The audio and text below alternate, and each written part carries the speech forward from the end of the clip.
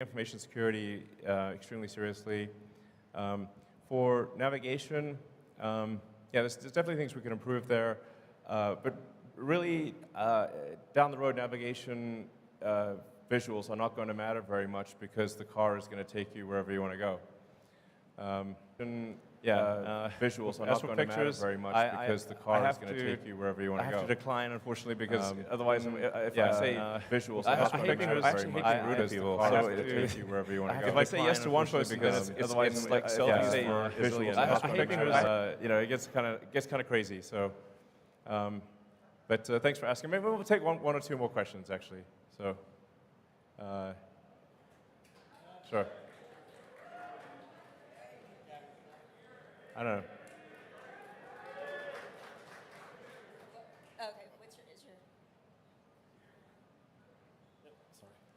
Hello. I had a question on the efficiency. I don't know if you've been paying attention to Aptera, and I was curious if you thought that was a space that you could see Tesla getting into, as far as not just an efficient manufacturing process, but also the actual car itself and range.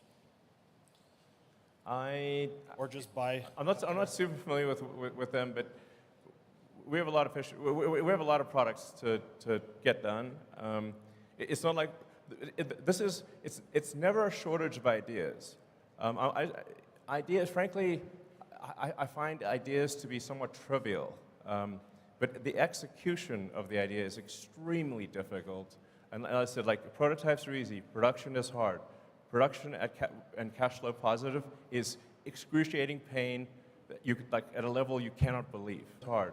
Production so it's not and product cash flow positive. They're irrelevant. That's what I think of them. It's sort of like the idea of going to the moon. That's not that's irrelevant. Getting to the moon is the hard part. So, okay. So maybe one last question. Yeah. Elon, John Lopez from Orlando here. I've got two things for you real quick. The first one is with rideshare being a growing thing, especially with Tesla owners, are we going to get a guest mode option available for that? The second thing is as an X-Plaid owner, I would really love to get track mode. As a what, sorry? X-Plaid. Well, Plaid has track mode. The Model X Plaid does not, though. Oh, Model X.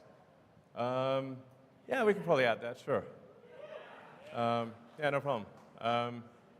So, rideshare is a bunch of these things will really not be relevant in a self-driving world. You can summon the car and take you somewhere, and if you want to add someone to that ride, you can if you want to. But overwhelmingly, it is about achieving full self-driving. And you know, I think we're really getting to the final stages of full self-driving where, I mean, I drove for several days around Austin, just dropping pins in random locations, and I had 0 safety interventions. So it's really, and even in the city of San Francisco, which is very complex, I haven't had a safety intervention in a long time. So I think it's getting to the point where, you know, admittedly, I have been optimistic about this in the past, but I think this time. All right, I won't say it. All right, fair enough. All right.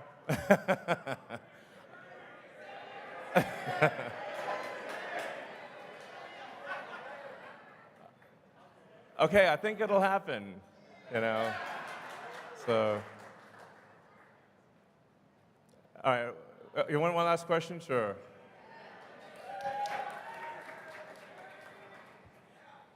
So first, congratulations on your decision to try advertising. We all want Tesla to pass Apple in market cap. I didn't realize people wanted it that much. Okay. It's good that a lot of people agree. So earlier this year, you cut prices on everything, 15, 20%. More recently, you've been raising prices on Model Y, Model S, Model X. And can you just talk about the pricing strategy on Model Y going forward and keep it separate from the decision to bring out the next-gen vehicles that we all agree is going to, you know, blow the doors off on volume. But just on Model Y, it's the best-selling product in the world. Can you just talk about strategy of pricing going forward on that? I mean, it's pretty straightforward. I mean, we see what the demand is, and then we adjust pricing to meet the demand. Now, the thing is that what happens with other car makers is that they're actually constantly adjusting pricing on cars. It's just not obvious. In the case of Tesla, you can see immediately when there's a price change that occurs because we don't have any intermediaries, don't have any dealers. There's no manufacturer's suggested retail price. But the reality is actually at car dealers, the prices are changing radically. I mean, last year there were significant premiums above MSRP at sort of the conventional car dealer. So you'd pay above MSRP last year, and then this year I think things are below MSRP or close to it. And then the manufacturers will then also offer incentives. So what's actually happening are very big price shifts by other car makers. They're just not obvious. Whereas with Tesla, it's obvious. And this is necessary because demand fluctuates a lot. So something's got to be done to achieve a supply-demand clearing point for volume. So just people are reacting to something that's obvious as opposed to saying, oh, yes, every car company does this all the time. Tesla is no exception. That's the actual reality. So, all right. So. Last question.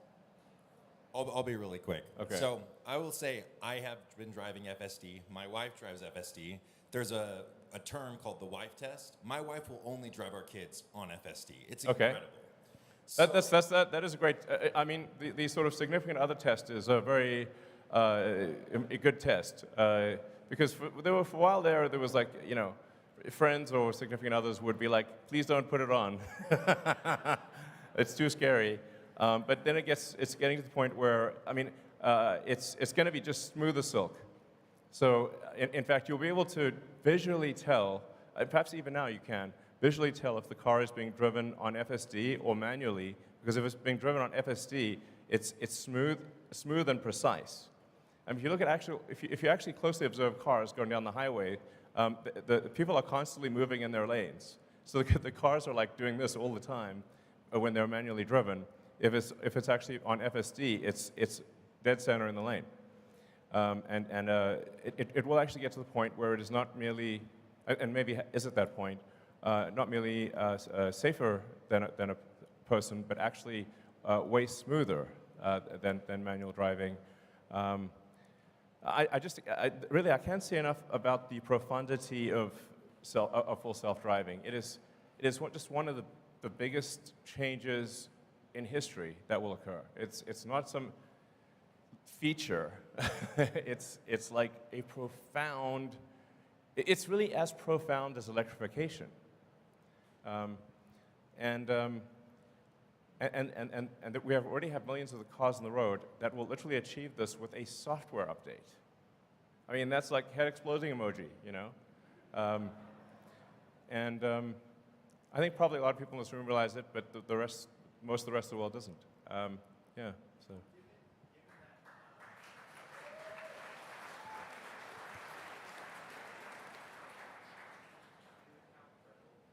Given how incredible FSD is and how much merit you're giving to potential future margins of the car, as well as how much impact on society, and given that they didn't even want you to say if it's going to happen this year, just not to jinx it. Sure. Would it be possible to have just for some type of public-facing, investor-facing kind of timeline, so that way, you mentioned V12 is coming, and that's AI front end. Could we just see kind of a timeline on this is the version we're at, these are the things we're working on, and this is when we're ETA, so we can kind of see that in real time instead of maybe Elon time.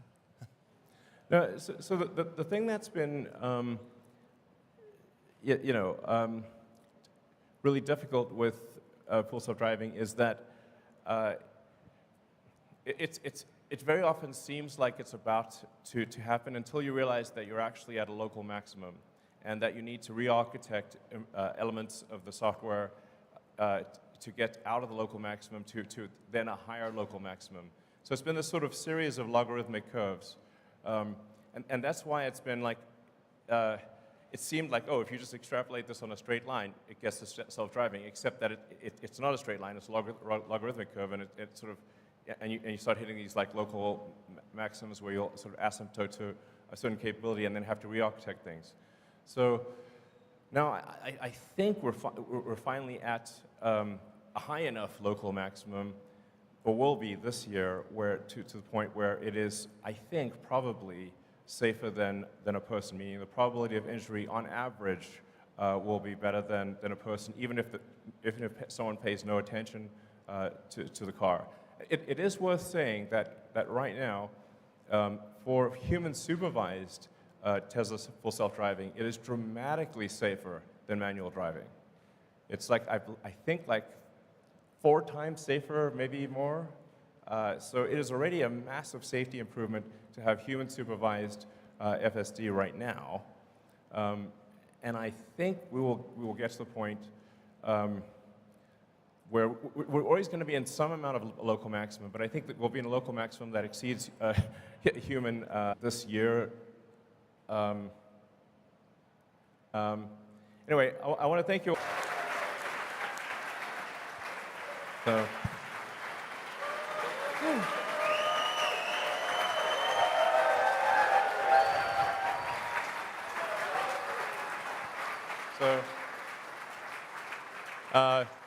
just want to say, like, you know, your support is super appreciated, and you know, as I say, a friend in need is a friend indeed, and supporting Tesla when the chips are down, those are the real friends, and you're them. So thank you. All right. Oh, hey.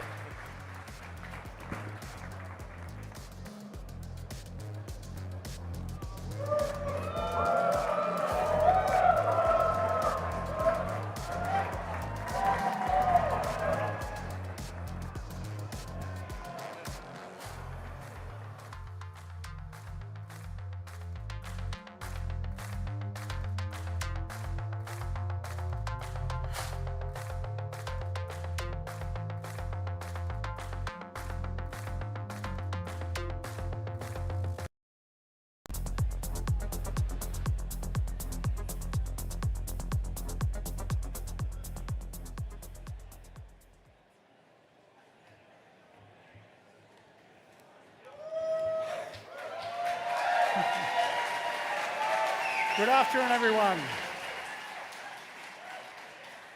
Good afternoon, everyone, and welcome to Tesla's 2023 annual shareholder meeting in Austin, Texas. My name is Martin Viecha. I'm Vice President of Investor Relations, and I will be the chair of today's meeting. First of all, I really wanted to thank everyone who continues to do this trip on an annual basis and shows up every time. It's really quite something that we have a following as dedicated as this, so thank you very much for that.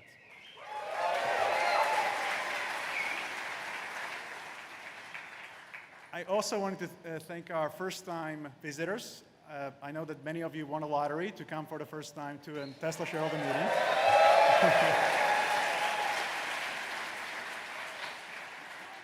You'll probably notice that unlike many other shareholder meetings of other companies, this one tends to be a bit more fun, so hope you enjoy that. But the last thing I really wanted to say is that just thank you so much for all your support over the years. We really feel like you're part of our mission, you know, part of our you know, story, and it's something we truly, truly value. So thank you so much for that. There will be 2 parts of today's meeting. First, the formal part of the meeting, where we will cover items that stockholders have been asked to vote on, as well as any other matters that are properly presented. And after the voting, I will introduce Tesla's co-founder and CEO and Techno-King, Elon Musk, who will give a presentation about Tesla's year in review. But at this time, I'd like to thank the members of the Tesla team and the board who are here with us here today. a representative from PricewaterhouseCoopers, Tesla's independent auditor, present with us as well. But before we begin, I'd like to introduce you to Tesla's chair, Robin Denholm, who would like to say a few words.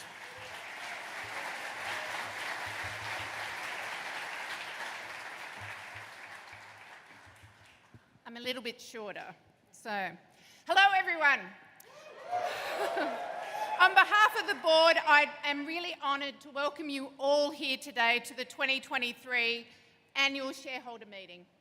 It's wonderful for me to see everyone in the room today and also the many investors that have joined us today via the virtual live stream. It's our third straight year of having the annual meeting here in Austin. At the first meeting, the factory was still in the early stages of development with equipment being installed and commissioned. During the 2022 meeting, production had started to ramp as we produced about 1,600 vehicles that week. And now, less than a year later, we have more than tripled the amount, having achieved production of 5,000 cars in a single week. A huge congratulations to the Texas team. And on top of that, we are getting ready to roll out our first Cybertrucks.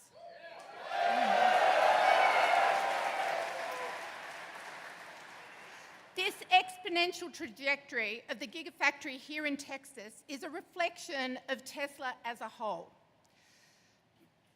In 2022 was another record-breaking year for us, with deliveries growing by 40% year over year. And that trend has continued in the first quarter of 2023. We would not be able to achieve this growth without the dedication of our amazing employees. I've been fortunate enough over the years to actually travel to many of our locations, all of the gigafactories around the world, and I can tell you that I've witnessed firsthand how our exceptional employees in our global talent across the world has together achieved our mission or furthered our mission of accelerating the world's transition to sustainable energy. A huge round of applause, please. This year, here in Texas, we also had our very first Investor Day, where we introduced our company leaders from design to engineering to supply chain, manufacturing, energy, and charging. And they each spoke about the role of their teams in making our mission come to life.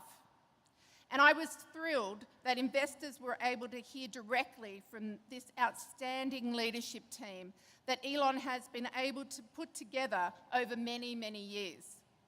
It is on the strength of their leadership and the hard work of our dedicated employees around the world that I believe we are not only weather the macroeconomic environment that we've seen this year, but also continue to be in the strongest position ever to advance Tesla's mission. As a startup, Tesla proved that electric vehicles could be fun with the Roadster. They could even be better than gas-powered vehicles in every single way with the S and X, and could be all of these things as well as affordable with the Model 3 and Model Y, which last quarter became the best-selling vehicle of any kind in Europe and the best-selling non-pickup vehicle in the United States.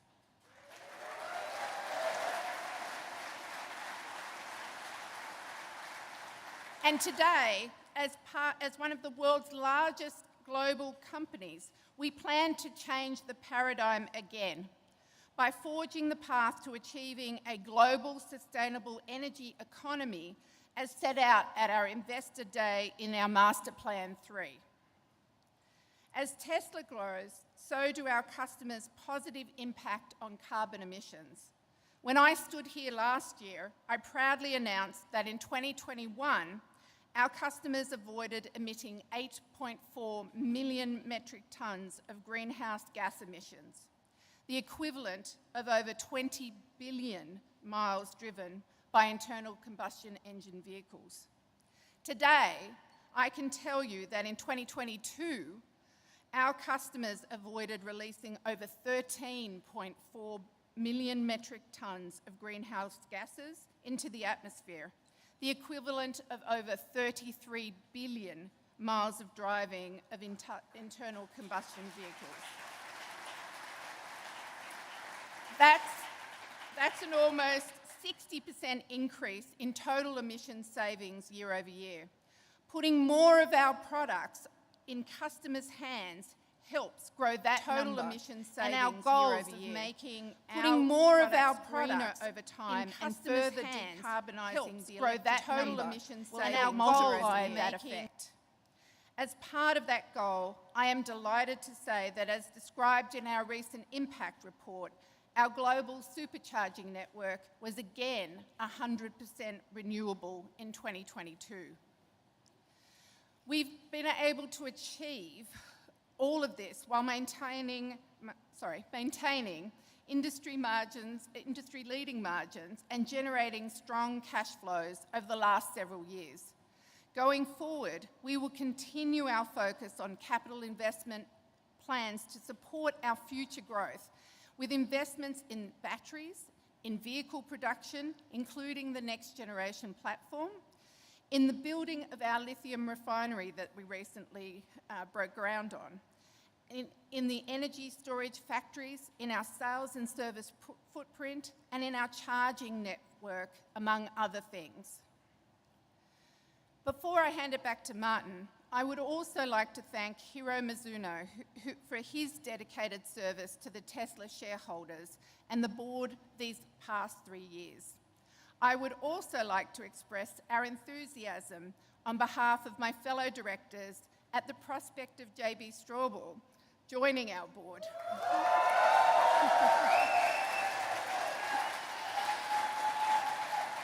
I don't have to tell you that his passion for Tesla and green tech will make him an important asset in our mission to accelerate the world's transition to sustainable energy. So again, on behalf of our full board, thank you for your tremendous support and welcome to your 2023 shareholder meeting.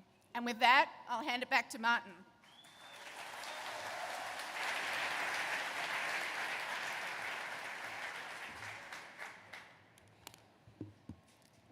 Thank you, Robin. I will now call the meeting to order. Please refer to the meeting agenda that has been provided to you and posted on the virtual meeting site. The time is now 3:10 p.m. Central Time, and I declare the polls are now open. We have already received over the last few weeks voting proxies from stockholders, meaning that almost all the votes that will be counted were already submitted before today. However, if you wish to vote your shares or change your prior vote, you may do so through the virtual meeting site. For those who are in person here today, ballots and ballot boxes were available to you at the check-in. Tesla's board of directors has appointed Computershare Trust Company to serve as Inspector of Elections. Computershare has taken and signed an oath as inspector and has certified that starting on April 6, 2023, the proxy materials or a notice of internet availability of proxy materials were mailed or provided to all Tesla stockholders of record March 20th, 2023. We have majority of outstanding shares represented at the meeting, so I declare that there's a quorum present at the meeting and we may proceed with the meeting. The items on the agenda are as follows. Number 1, the election of Class 1 directors Elon Musk, Robin Denholm, and JB Straubel to serve for a term of 3 years or until the respective successors are duly elected and qualified. Number 2, to approve executive compensation on a non-binding advisory basis. Number 3, to approve the frequency of future votes on executive compensation on a non-binding advisory basis. Number 4, to ratify the appointment of PricewaterhouseCoopers LLP as Tesla's independent public registered accounting firm for the 2023 fiscal year. Number 5, to vote on a stockholder proposal included in our proxy statement, which relates to the reporting of key person risk. Number 6, to vote on a stockholder proposal which the stockholders did not seek to have included in our proxy statement. Tesla's board has recommended that our stockholders vote for each of the director nominees, for the approval by non-binding advisory vote of executive compensation, and the ratification of appointment of PwC as an independent registered public accounting firm for fiscal year 2023. And every 3 years for non-binding advisory vote for the frequency of future votes on executive compensation. With respect to stockholder proposal included in our proxy statement, which relates to the reporting on the key man risk, Karen Roberts-Dotier, on behalf of Sumtris, is here to present this proposal. Ms. Roberts-Dotier, can you please identify yourself? I would like to invite you to speak. You will have 3 minutes. I'll hold it for you. I got it. Hello, thank you for having me here today. Under discussion is a shareholder proposal concerning key person risk at Tesla, requiring Tesla's board to draft a report covering the steps taken to ameliorate the potential impacts of loss of key persons in the company. However, before I begin, I would first like to say thank you to Mr. Musk. For so many of us, you stepped into fields where we had so desperately wanted to see change, and through bringing in a talented team, willing to put in the long hours, you dragged reluctant industries kicking and screaming into a better future, and for that, thank you. Building up this juggernaut around us, which, as you largely put it,